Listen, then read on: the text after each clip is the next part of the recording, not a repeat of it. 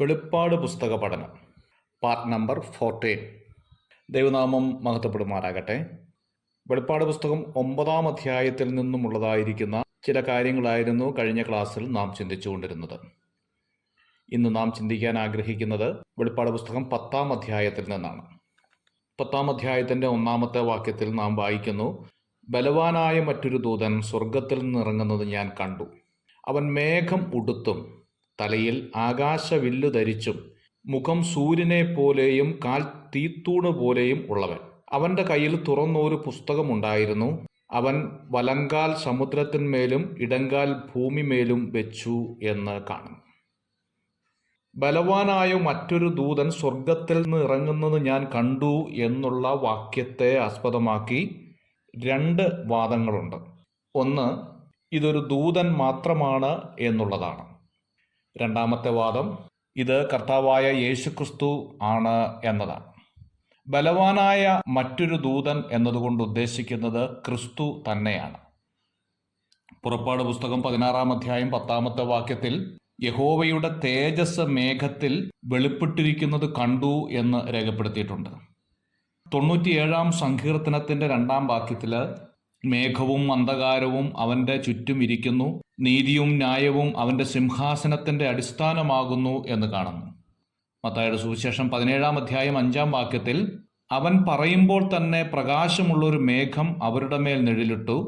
മേഘത്തിൽ നിന്ന് ഇവൻ എൻ്റെ പ്രിയപുത്രൻ, ഇവങ്കൽ ഞാൻ പ്രസാദിച്ചിരിക്കുന്നു, ഇവന് ചെവി കൊടുപ്പിൻ എന്നൊരു ശബ്ദം ഉണ്ടായി എന്ന് കാണുന്നു.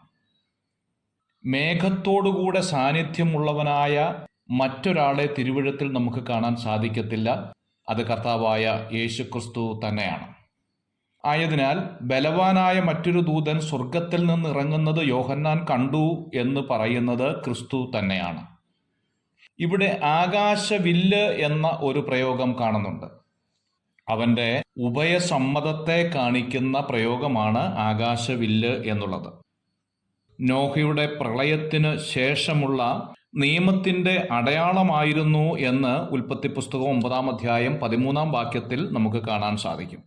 ഞാൻ എൻ്റെ വില്ല് മേഘത്തിൽ വെക്കുന്നു, അത് ഞാനും ഭൂമിയും തമ്മിലുള്ള നിയമത്തിന് അടിസ്ഥാനമായിരിക്കുന്നു എന്ന് പറഞ്ഞിട്ടുണ്ട്. യഹോവയെ ദൈവത്തിൻ്റെ ദൂതനായി തിരുവഴുത്തിൽ പല സ്ഥലങ്ങളിലും പറഞ്ഞിട്ടുണ്ട്. പുറപ്പാട് പുസ്തകം 3-ാം അധ്യായം 2 മുതൽ 18 വരെയുള്ള ഭാഗങ്ങൾ ഇതിനോട് ബന്ധത്തിൽ വായിക്കുന്നത് നന്നായിരിക്കും.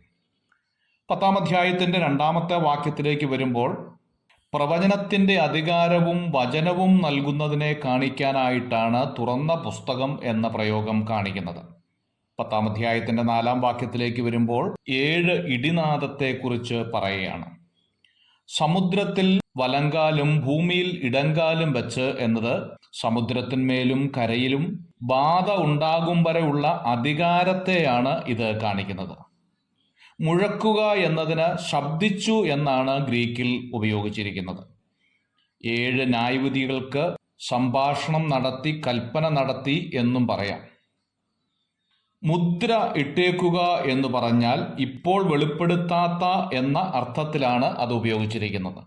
ആയതിനാൽ വെളിപ്പെടുത്താത്ത പീഡകൾ ഇനിയും ഉണ്ടാകും എന്നതിൻ്റെ ഓർമ്മപ്പെടുത്തലാണ് ഇത് കാണിക്കുന്നത്. ആവർത്തന പുസ്തകം 8-ാം അധ്യായം 61 മുതൽ ഉള്ള വാക്യങ്ങളിൽ ഇതിൻ്റെ സൂചകം കാണാൻ സാധിക്കും. ദൈവം ഭൂമിയിൽ ന്യായവിധി നടത്തുന്നതിൻ്റെ വ്യത്യസ്തമായ രൂപമാണ് നാം കണ്ടുകൊണ്ടിരുന്നത്. കുടികിടപ്പുകാരനായിരിക്കുന്ന സാത്താനെ ഭൂമിയിൽ നിന്നും ഭൂമണ്ഡലത്തിൽ നിന്നും ഘട്ടം ഘട്ടമായി ഒഴിപ്പിച്ച് ഭൂമിയും ഭൂമണ്ഡലവും വാസയോഗ്യമാക്കി തീർക്കുന്ന അനുഗ്രഹിക്കപ്പെട്ടതായിരിക്കുന്ന ശുശ്രൂഷ കർത്താവ് നേരിട്ട് നടത്തുന്നതിൻ്റെ ചില ഭാഗങ്ങളാണ് ഈ അധ്യായങ്ങളിലൂടെ നാം കണ്ടുകൊണ്ടിരുന്നത്. കർത്താവ് നമ്മെ അനുഗ്രഹിക്കട്ടെ. God bless you.